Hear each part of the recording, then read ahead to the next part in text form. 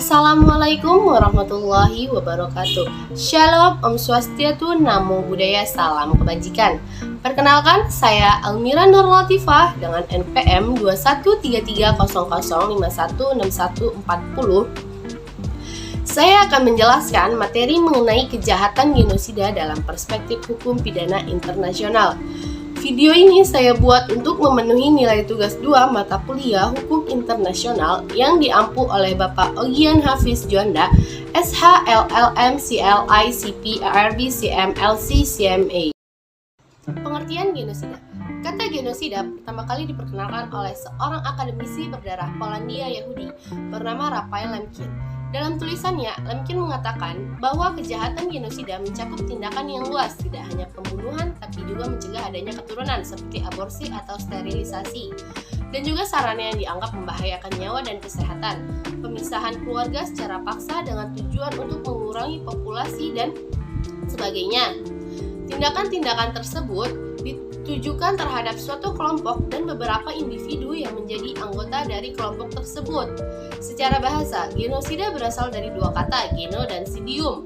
Kata geno berasal dari bahasa Yunani yang artinya ras, sedangkan kata sidium asal kata dari bahasa Latin yang artinya membunuh. Genosida merupakan satu dari 4 pelanggaran HAM berat yang berada dalam yurisdiksi Mahkamah Pidana Internasional.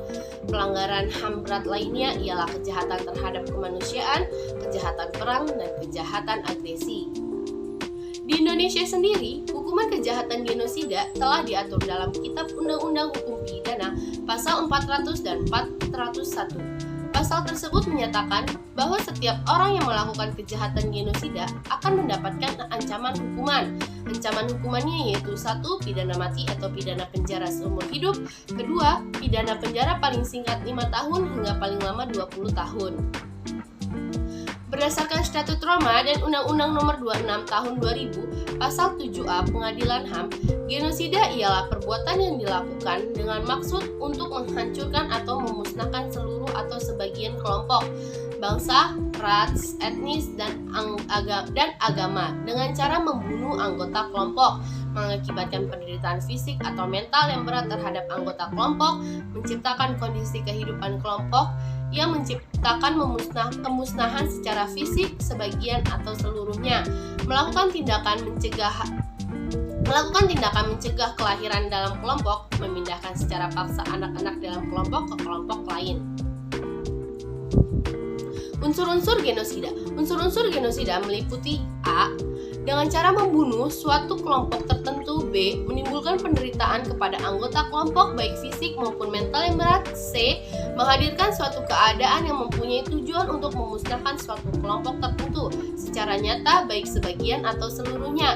D. Dipaksakan dengan berbagai cara dengan tujuan untuk menangkal kelahiran terhadap suatu kelompok tertentu. Dan E. Pemindahan dari suatu kelompok tertentu kepada kelompok lainnya secara paksa terhadap anak-anak. Genosida merupakan kejahatan internasional, international crimes, di mana merupakan suatu pelanggaran hukum yang berat. Kejahatan ini merupakan kejahatan yang dinilai paling serius karena melibatkan masyarakat internasional secara keseluruhan yang telah diatur dalam Mahkamah Pidana Internasional (ICC). The jurisdiction of the court shall be limited to the most serious crimes of concern to the international community as a whole.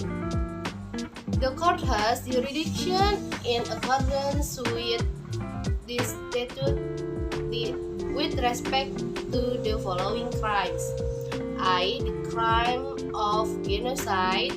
B. Crimes against humanity. C. War crimes. And D. The crime of aggression.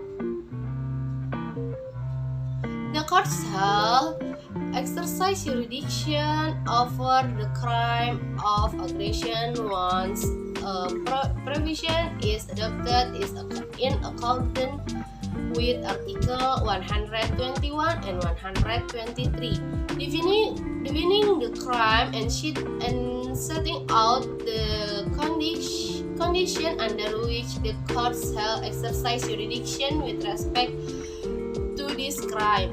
Such a provision shall be consistent with the relevant provisions of the Charter of the United Nations.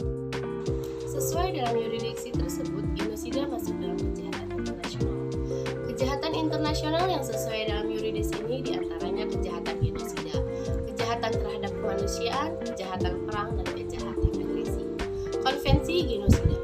Genosida merupakan sebuah tindakan kejahatan internasional atau international crimes. Pengaturan genosida telah diatur di dalam Piagam Mahkamah Militer Internasional, Nuremberg, Konvensi Genosida 1948, Statut ICTY, Statut ICTR, Statut Roma 1998 tentang International Criminal Court atau Mahkamah Pidana Internasional, dan pengaturan hukum nasional. Di dalam Piagam Mahkamah Militer Internasional, Nuremberg, substansi pengaturan genosida sudah ada di dalamnya. Kejahatan kemanusiaan, crimes against humanity, yang dapat diartikan sebagai extermination, enslavement, deportation, and other inhuman acts committed against a civilian population before, during the war, or persecution on political, racial, or religious grounds, and execution of or in connection with any crime within the jurisdiction of the tribunal, whether or not in violation of the domestic law of the country where perpetrated.